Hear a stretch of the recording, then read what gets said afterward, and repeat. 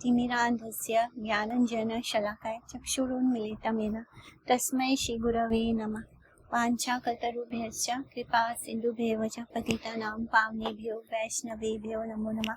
जय श्री कृष्ण चैतन्य प्रभु नित्यानंद श्री अद्वैत गदाधर शिवासादि गौर भक्तवृंद। हरे कृष्णा कृष्ण कृष्ण हरे हरे, हरे राम राम राम हरे हरे।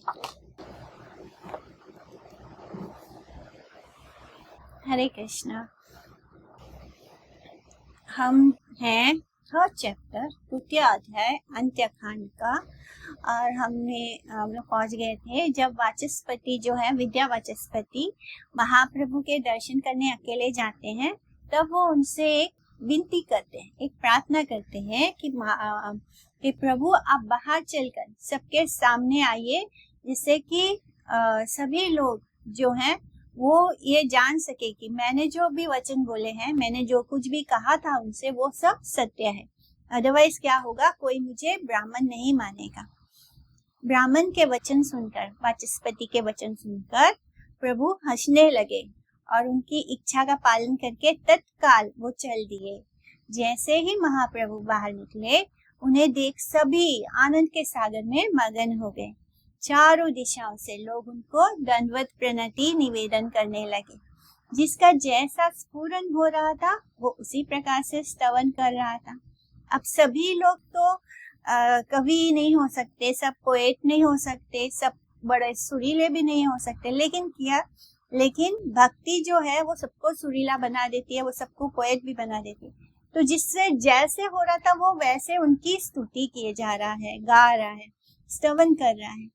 अनंत अर्बुद लोग, यानी करोड़ों लोग, जो अनगिनत हैं, अनंत अर्बुद लोग हरिध्वनि करने लगे। एक साथ अगर 10 लोग भी हरिध्वनि करते हैं तो हमारे अंदर जोश आ जाता है। यहाँ पर अनंत अर्बुद हैं, करोड़ों लोग एक साथ हरिध्वनि करने लगे।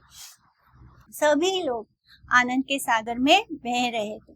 हजारों कीर्तनिया संप्रदाय जगह जगह पर परम आनंदित होकर कीर्तन कर रहे थे। सन्यासी शिरोमणि ने दिन रात की कृष्ण नाम ध्वनि के परानंद से संपूर्ण भुवन को भर दिया। संपूर्ण भुवन यानी केवल वो स्थान नहीं, नवद्वीप नहीं, पूरी धरती, पूरा 14 भुवन जिसको हम बोलते हैं, 14 प्लैनेटरी सिस्टम्स। तो पूरा भुवन, संपूर्ण भुवन को उन्होंने किससे भर दिया? कृष्ण नाम की ध्वनि से। ब्रह्मलोक शिवलोक आदि यता लोका, ये सुखेरा कर्णालेशे सबे ही अशोका, योगिंद्र मुनिंद्र मत्ता ये सुखेरा लेशे, पृथ्वी ते कृष्ण प्रकाश शिलान्यासी वेशे। ब्रह्मलोक शिवलोक आदि जितने भी लोक हैं, वहां के निवासी जिस सुख के लेश मात्र कण से शोक मुक्त हैं, योगिंद्र मुनिंद्र जिस सुख के लेश मात्र से मत है, कृष्ण ने सन्यासी के वेश में उसी सुख को पृथ्वी पर प्रकाशित किया है। यानी जिस भगवान के जो सुख से ब्रह्मलोक शिवलोक में वो सुख कितना है? केवल अंश मात्र है। जो अभी हरि नाम का सुख है वो केवल अंश मात्र ब्रह्मलोक शिवलोक में है और इंद्रलोक में है, जिसके कारण वो लोग क्या है? शोक से मुक्त हैं, दुख से मुक्त हैं। तो वहां पर वो सभी लोग, ब्रह्मा जी भी भक्त हैं, शिव जी भी भक्त हैं, जितने देवी देवता हैं वो सभी कृष्ण भक्त हैं, लेकिन they are in the mode of goodness, यानी वो अभी भी 3 गुणों के अधीन ही है। ब्रह्मा जी और शिव जी के बारे में नहीं कहते, लेकिन जितने देवी देवता हैं वो सब क्या है? वो फिर भी 3 गुणों के अधीन ही है। यानी वो केवल मनुष्य देह पाकर ही हम लोग कृष्ण भक्ति कर सकते हैं।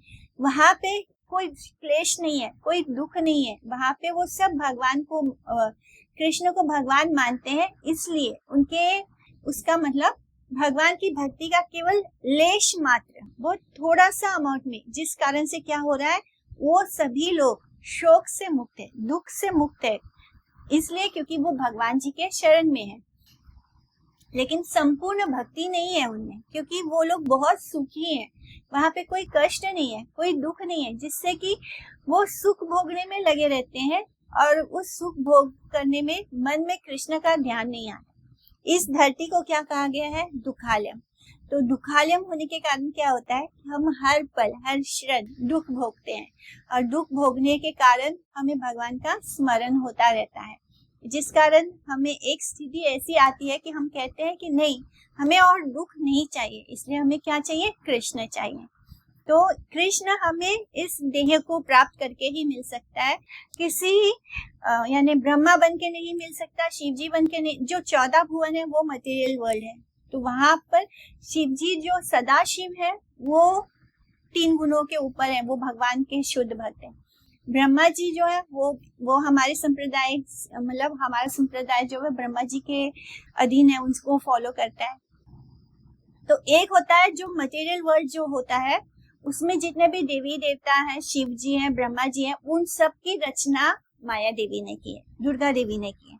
इसलिए एक होता है जैसे सरस्वती जी होती है, लक्ष्मी जी होती है, ये भी माया देवी ने बनाया है, यानी ये पूरा वर्ल्ड उन्होंने अपनी माया से क्रिएट किया है। और एक है जो शुद्ध है, जैसे सरस्वती भी शुद्ध सरस्वती है, जो भगवान की पत्नी है, जो कृष्ण की पत्नी है। और एक जो माया में है, तो वो क्या कहते हैं? ब्रह्मा जी की वाइफ है। तो एक है ये जो 14 भुवन है, जो मटेरियल वर्ल्ड है, उसको बनाने, उसको रचना किया है किसने? माया देवी ने, दुर्गा देवी ने। तो उसमें कुछ भी शुद्ध नहीं है, क्योंकि वो उन्होंने अपनी माया से क्रिएट किया है। और एक है जो बहुत शुद्ध है, जैसे सदाशिव जो है, जो शिव जी हैं, वो जिनको हम गोपेश्वर रूप में देखते हैं, वो कौन है? वो शुद्ध, उनको सदाशिव कहते हैं। उनका अपना एक प्लैनेट है जो वैकुंठ के पास है। तो इस तरह जितने भी लोग हैं, जितने भी भुवन है इन 14 भुवनों में, वो सभी लोग दुख से इसलिए दूर है क्योंकि जितने भी देवी देवता होते हैं वो भगवान के भक्त होते हैं, वो भगवान को फॉलो करते हैं और वो उनके अगेंस्ट नहीं जाते। इसलिए केवल इतना करने मात्र से ही वो अपने सारे दुखों से मुक्त है, शोक से मुक्त है। इस तरह वही कृष्ण ने सन्यासी के वेश में उसी सुख को पृथ्वी पर प्रकाशित किया है। हे न सर्वशक्ति समन्वित भगवान, ये पापिष्ट माया वैश्य बले अप्रमाण, तारा जन्म कर्म विद्या ब्राह्मणे आचार, सब मिथ्या से पापी सोच्य सबाकार, भजा भजा आरे भाई चैतन्य चरणी, अविद्या बंधन खंडे याहर श्रवणी। इस प्रकार से सर्वशक्तिमान सर्वशक्ति समन्विता भगवान को जो पापिष्ट मायावश अप्रमाणित मानता है, यानी जो पापी व्यक्ति माया के अधीन होकर भगवान को अप्रमाणित मानता है, उसका जन्म, उसका कर्म, उसकी विद्या, उसका ब्राह्मण आचार सब मिथ्या है, सब झूठ है। यानी हर चीज का लक्ष्य क्या है, हमारे जीवन का लक्ष्य क्या है? ये नहीं है कि हमें एग्जाम में पास होना है या हमें डॉक्टर बनना है, इंजीनियर बनना है, नहीं। मनुष्य जन्म का जो लक्ष्य है वो ये है कि हमें कृष्ण का दास बनना है, हमें कृष्ण को प्रेम करना है, कृष्ण का प्रेम पाना भी है और उनको प्रेम करना भी है। तो ये मेन गोल यही है, मेन लक्ष्य यही है। बाकी सब हमें हेल्प करता है कि हम कृष्ण भक्ति में आगे बढ़ सके। अगर हम अच्छे से पढ़ते हैं, लिखते हैं, अच्छा जॉब करते हैं, तो वो हमें हेल्प करेगा भगवान की भक्ति को सुकून से, शांति से हम भक्ति में आगे बढ़ सके।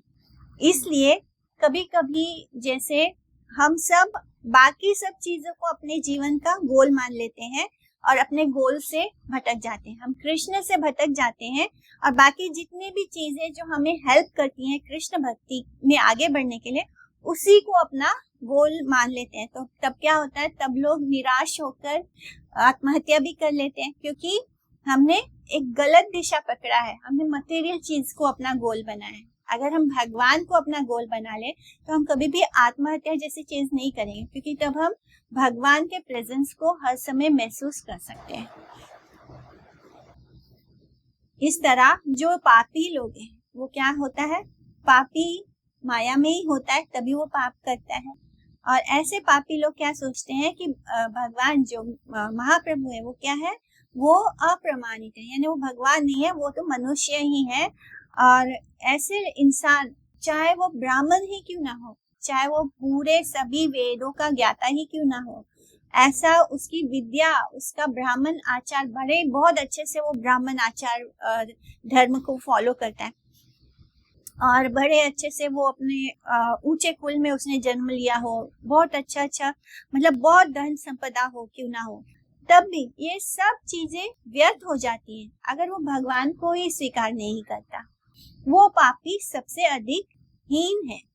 अरे भाई, उन चैतन्य चरणों का भजन करो जिनकी महिमा के श्रवण से अविद्या, इग्नोरेंस का बंधन दूर होता है। जो व्यक्ति गौर सुंदर को सर्वशक्तिमान भगवान स्वरूप नहीं मानता है, वो क्या है, वो पापी है, पापिष्ट है। अतः माया उसे अष्टपाश में आबद्ध करके गौर सुंदर की भगवता को नहीं जानने देती है। तो माया देवी उसको उस माया देवी के पास उनके 8 तरह के रस्सी है, पाश है, जिसमें वो उनको बांध देती है, पापी लोगों को बांध देती है। और उसके वजह से क्या होता है, वो कभी भी भगवान तक नहीं पहुंच पाते, कभी भी भगवान को नहीं जान पाते। महाप्रभु के भागवत स्वरूप को नहीं जानने से ब्राह्मण होने का भी जन्म, कर्म, विद्या एवं आचरण क्या होता है, ब्राह्मण होकर भी आपका जन्म क्या हो गया है, व्यर्थ हो गया है। एवं उस सोचनीय बहुत ही हीन एवं बुरा, सोचनीय यानी बहुत ही हीन या बहुत बुरा, मिथ्याचारी एवं पापिष्ट की संज्ञा दी जाती है। क्योंकि जो वर्ण आश्रम धर्म है उसका भी लक्ष्य यही था कि हमें कृष्ण तक पहुंचना है, और ब्राह्मण है तो वो भी वर्ण आश्रम धर्म में आते हैं। तो भले ही हम बहुत अच्छे ब्राह्मण क्यों ना हो, हमने बहुत सारे वेदों को पढ़ा है, हम बहुत नियम से सब कुछ पालन करते हैं, बहुत अच्छे से आचमन वगैरह सारे मंत्र हमको बाहर है, हमको पता है कैसे बैठने के बाद यानी पूजा पाठ सब कुछ हमको पता है अच्छे से कि कैसे करना है। लेकिन अगर हम यही भूल गए कि ये सब जो हम कर रहे हैं, ये जो कर रहे हैं विधि विधान से जो हम फॉलो कर रहे हैं, उसका लक्ष्य कृष्ण को प्राप्त करना है, अगर हम अपने गोल से ही भटक गए तो हम क्या है, हम मिथ्याचारी हैं। हम क्या कर रहे हैं, हम ढोंग कर रहे हैं ब्राह्मण होने का, या फिर हम भक्ति करके हम भगवान को भूल के हम भक्ति इसलिए कर रहे हैं कि हमको मटेरियल चीज प्राप्त हो, तो वो क्या है, हम मिथ्या कर रहे हैं, हम ढोंग कर रहे हैं। यहाँ स्मरणे सर्वता पाप विमोचन, सर्वताप विमोचन, भज भज हीनान्यासी मनीरा चरण। जिनके स्मरण से सभी प्रकार के क्लेशों से छुटकारा मिलता है, उन सन्यासी शिरोमणि के चरणों का भजन करते रहो। तो कह रहे हैं कि सन्यासी शिरोमणि माने जो सन्यासियों में सबसे सर्वश्रेष्ठ है, वो कौन है, हमारे चैतन्य महाप्रभु। तो अगर हम चैतन्य महाप्रभु का भजन करें तो क्या होगा, हमें सब प्रकार के क्लेशों से छुटकारा मिल जाएगा। ऐ मता चतुर्थी के देखी संकीर्तना, आनंदे भासने प्रभु लई भक्त गणा, आनंद धाराए पूर्ण श्री गौरा सुंदर, ये न चतुर्थी के बहे जाना विरत जल। इस प्रकार से चारों ओर संकीर्तन होता देखकर प्रभु भक्त गणों को लेकर आनंद में बहने लगे। श्री गौर सुंदर की यही इच्छा है कि सभी लोग नाम संकीर्तन करें, और जब वो देखते हैं कि ऐसे अनंत अद्भुत लोग क्या कर रहे हैं, हरि नाम कर रहे हैं, हरि नाम का संकीर्तन कर रहे हैं, तो वो आनंद में बहने लगे। श्री गौर सुंदर के नेत्रों में आनंद धाराओं से पूर्णित थे, तो उनके आंखों से तो जैसे गंगा जमुना बहती है, और ऐसा किसी साधारण मनुष्य के लिए पॉसिबल नहीं है। तो एक्चुअली में उनके आंखों से इतनी धाराएं बहती है कि जब वो नाचते हैं या जब वो गोल गोल घूमने लगते हैं तो क्या होता है, वो धारा ऐसे सबको भिगा देती है। इस तरह गौर सुंदर इतने आनंदित होते हैं सबको कीर्तन करता हुआ देखकर कि उनके नेत्रों से आनंद धारा बहने लगती है, और ऐसे लगता है जैसे जानवी गंगा का जल चारों ओर बह रहा है, क्योंकि वो नाचते हैं और नाचते नाचते उनके आंखों से जो आनंद धारा बहती है, प्रेम अश्रु बहते हैं, वो सबको भिगा देते हैं। भाम्य नाही परानंद सुखे आपनारा, संकीर्तन आनंद विवल अवतार। यही संप्रदाय प्रभु देखे न सम्मुखे, ताहा तेई नृत्य करे परानंद सुखे। ताहा कृतार्थ हे न माने आपनारे, हे न मते रंग करे श्री गौर सुंदरे। परा आनंद सुख से संकीर्तन आनंद विवल अवतार प्रभु को बाहरी सुध-बुध का ज्ञान नहीं रहा। अपने सामने प्रभु ने जिस संप्रदाय को देखा, उसमें ही वे परानंद सुख से, ट्रांसेंडेंटल हैप्पीनेस, परानंद सुख से नृत्य करते रहे, और वे सब संप्रदाय अपने आप को कृतार्थ समझते रहे। श्री गौर सुंदर इसी प्रकार से रंग करते रहते हैं, आनंद विहार करते रहते हैं। विहलेरा अग्रगण्य नित्यानंद राय, कखनो धरिया तारे आपने नाचाए। आपने कखना नृत्य करे तार संगे, आपने विवल आपनारा प्रेम रंगे। नित्यानंद राय अवधूतों में अग्रणी थे। वे कभी प्रभु को प्रकट कर उन्हें नृत्य करवाते रहते और कभी वो स्वयं उनके संग नृत्य करते रहते। अपने प्रेम के आनंद में प्रभु स्वयं ही विवल हो रहे थे। तो महाप्रभु जो है वो अपने ही प्रेम में विवल हो जाते हैं, और नित्यानंद राय जो है वो अवधूती हैं और अवधूतों में अग्रणी हैं। सबसे बड़े अवधूत वही हैं, और वे सभी प्रभु को पकड़कर नचाते हैं। यानी कभी कभी वो स्वयं नित्यानंद प्रभु चैतन्य महाप्रभु को पकड़कर नचाते हैं, और कभी महाप्रभु के संग वो नृत्य करते हैं। नृत्य करे महाप्रभु करी सिंहनाद, सेनाद श्रवणे खंडे सकल विषाद।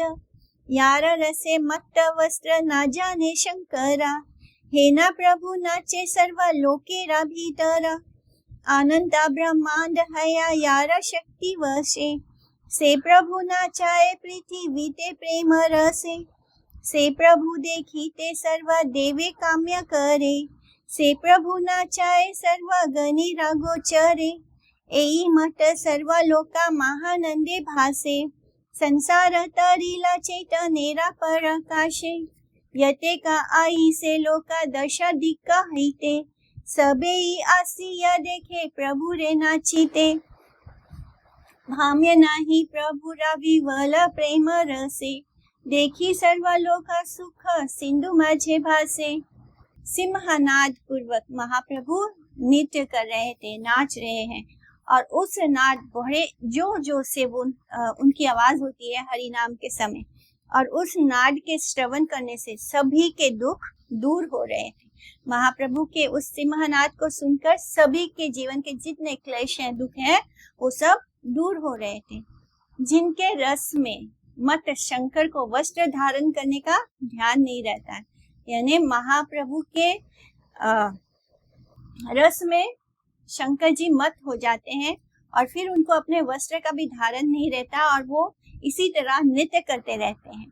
जिनकी शक्ति से अनंत ब्रह्मांडों का सृजन होता है, वही प्रभु प्रेम रस में पृथ्वी पर नृत्य कर रहे थे। जिन प्रभु को देखने के लिए सभी देवतागण कामना किया करते हैं, वही प्रभु सर्वसाधारण के मध्य, सभी आम लोगों के मध्य में नृत्य कर रहे थे। यानी जो देवताओं के लिए भी दुर्लभ हैं, वही प्रभु हम जैसे साधारण मनुष्यों के बीच में क्या कर रहे हैं, नृत्य कर रहे हैं। इस प्रकार से सभी लोग महान आनंद में बहने लगे। चैतन्य के प्रकाश से संसार का उद्धार हो रहा था। 10 दिशाओं से जितने भी लोग आते रहे, उन सभी ने आकर नित्य रथ महाप्रभु के दर्शन किए। प्रेम रस में विवल प्रभु को बाहरी सुध-बुध का ज्ञान नहीं था। उन्हें देख सभी लोग सुख के सागर में बहने लगे। कुलियारा प्रकाश यते का पापी छीला, उत्तम मध्यम नीच सबे पार हैला, कुलिया ग्रामे ते चैतन्येरा प्रकाश, इहार श्रवणे सर्व कर्म बंधनाश, सकल जीवेरा प्रभु दर्शन दिया, सुखमय चित्त वृत्ति सबार करिया, तबे सब आपना पार्षद गण लैया, बसी लेना महाप्रभु भामे प्रकाशिया।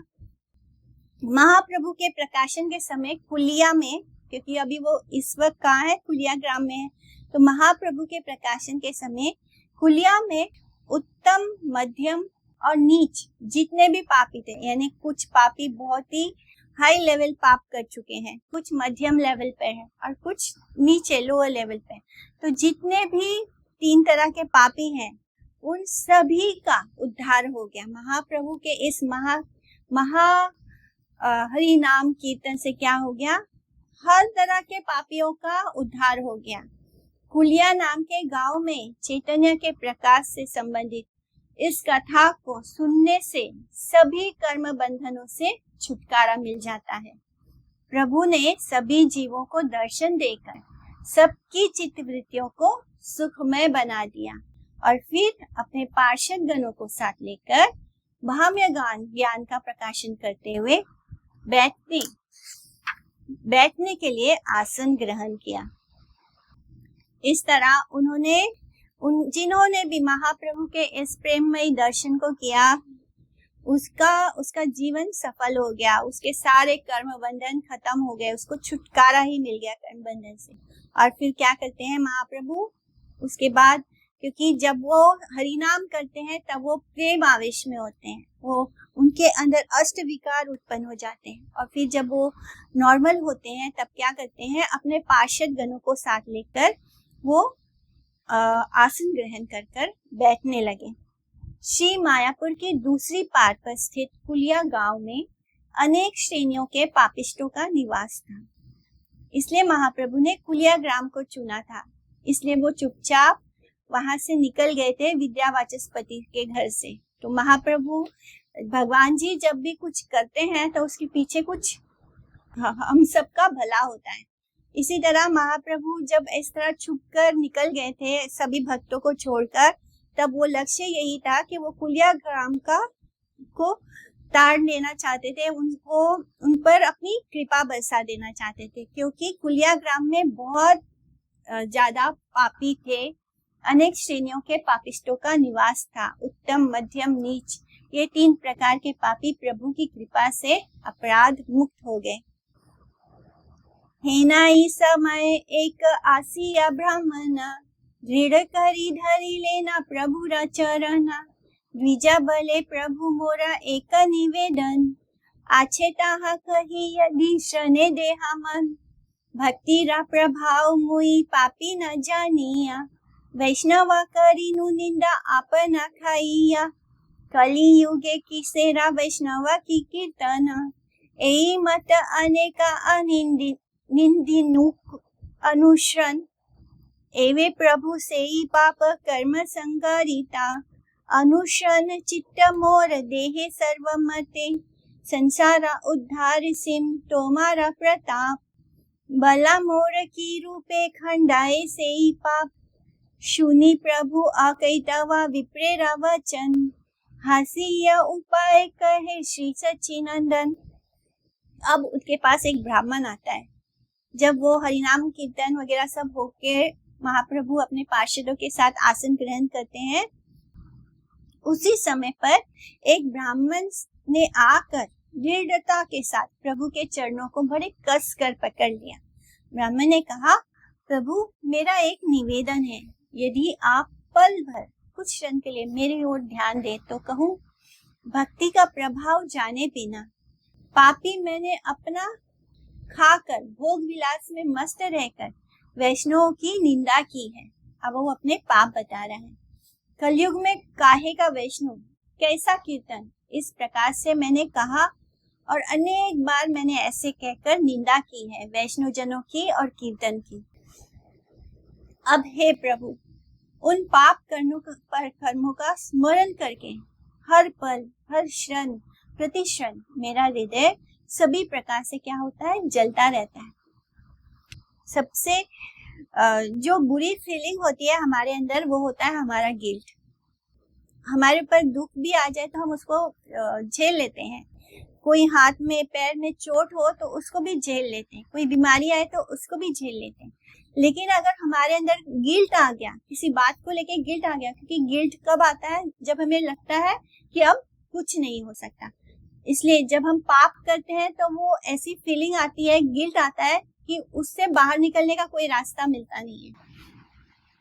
तो उन पाप कर्मों का स्मरण करके प्रतिक्षण मेरा हृदय सभी प्रकार से जलता रहता है। संसार का उद्धार करने वाले सिंहरूप आपका प्रताप सर्वजन विदित है, यानी सबको पता है, सभी जगह आपके बारे में ये बात सब कोई जानता है कि आप सबका उद्धार करते हैं। इस पूरे संसार का आपने उद्धार किया है। कृपया मुझे बताइए कि मेरे उस पाप का खंडन किस प्रकार से होगा। प्रभु श्री सच्चिनंदन ब्राह्मण के अकैतव यानी सरल वचन को सुनकर हंसते हुए उपाय बताने लगे। कलयुग में तर्कहत केवल बहस करना जिन लोगों का काम है, तो ये जो बहस करना यानी बेवजह अपना समय बर्बाद करना होता है। इसलिए भक्तों को कहा जाता है कि वो किसी के साथ बहस में ना पड़े।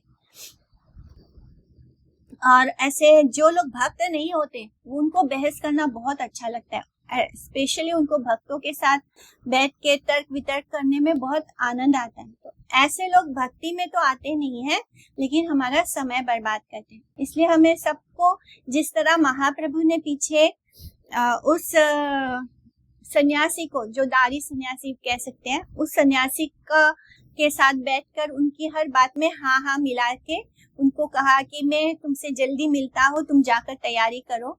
तो वो क्या था, वो शराब पीने की, मदिरा पान की तैयारी करने के लिए निकल गया, खुशी खुशी निकल गया। तो महाप्रभु ने इस तरह कह के उनको टाल दिया, उनके साथ बहस में नहीं पड़े, उनको कोई शिक्षा नहीं दी। उनको बताया कि उनके प्रेजेंस मात्र से, उनके स्पर्श मात्र से क्या हो गया, उस सन्यासी का उद्धार हो गया। और फिर जब वो अपने सन्यासियों के पास जाता है तो उस सन्यासी को देखकर उन सबका भी उद्धार हो गया। तो महाप्रभु ने कोई बहस भी नहीं की, ये भी हमको शिक्षा दी कि हमें हर किसी के साथ बहस में नहीं पड़ना है। हमें लोगों को उनके हाँ में हाँ मिला के कभी कभी टाल देना चाहिए, ताकि वो हमारे भक्ति में विघ्न ना डालें।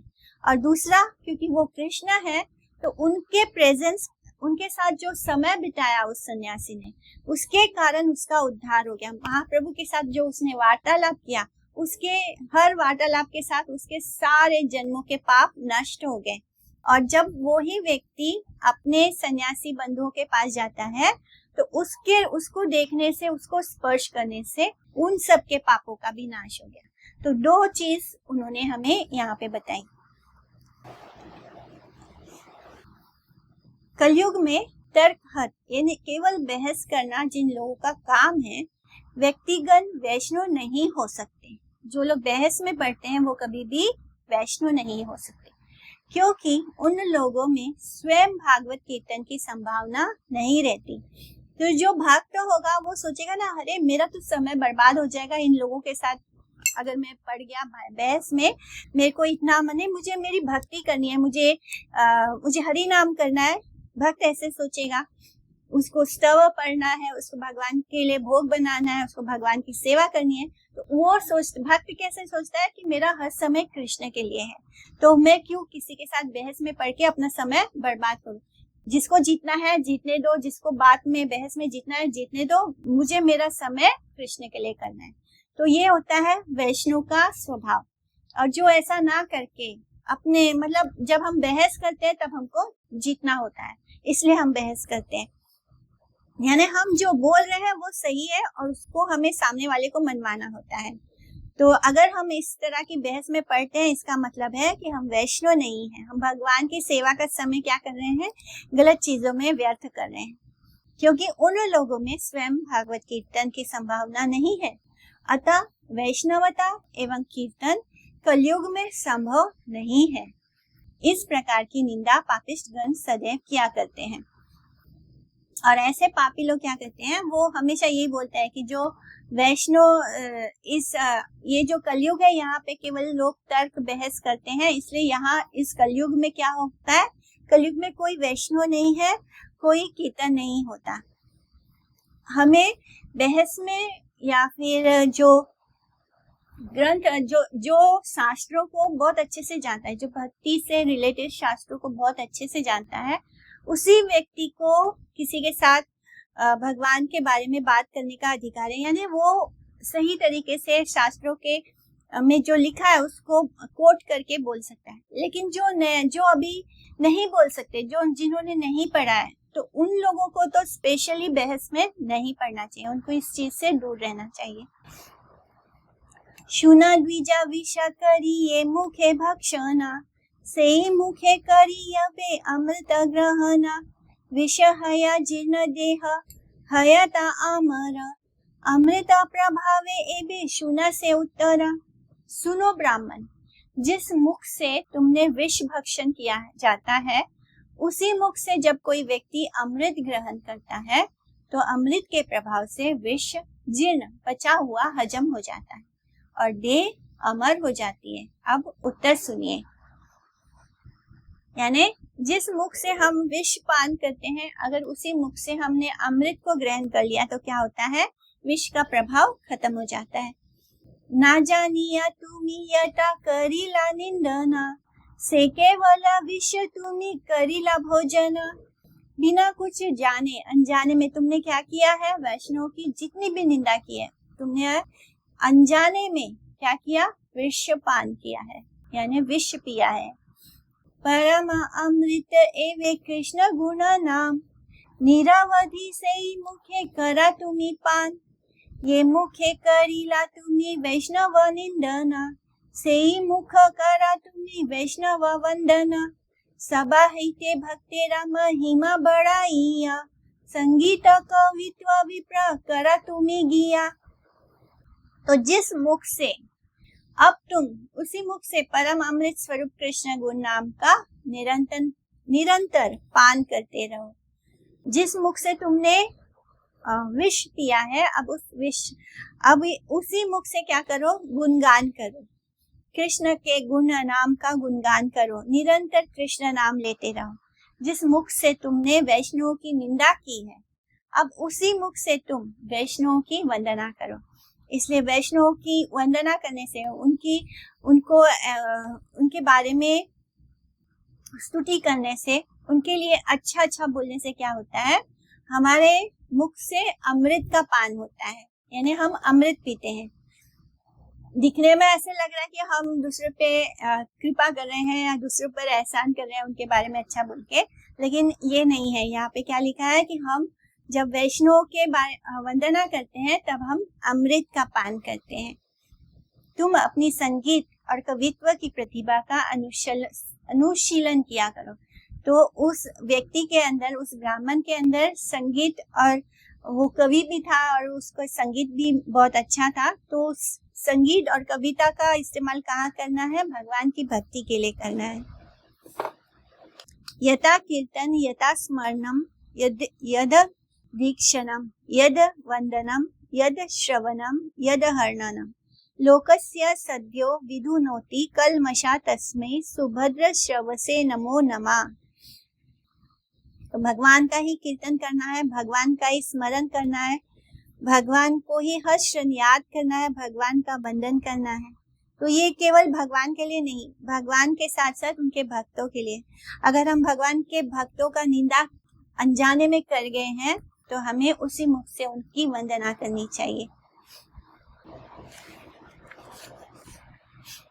तो कुछ लोग बड़े ब्राह्मण होते हैं, तो उन्होंने शास्त्र और वेदों को पढ़ रखा है, तो उसमें ये भी आता है कि जो कलयुग है वो केवल क्लेश का, यहाँ पे केवल लड़ाई झगड़ा और बहस होगा।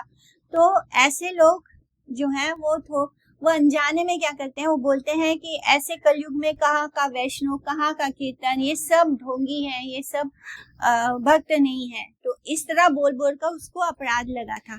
तो अब जब वो महाप्रभु से मिलता है तब उसको उनके अपने अपराध की अपराध को याद होता है और तब महाप्रभु उसको बताते हैं कि उसे कृष्ण नाम करना है, कृष्ण का गुणगान करना है, और जिस मुख से उसने वैष्णव निंदा की है उसी मुख से अब उसको अमृत पान करना है वैष्णव वंदना करके।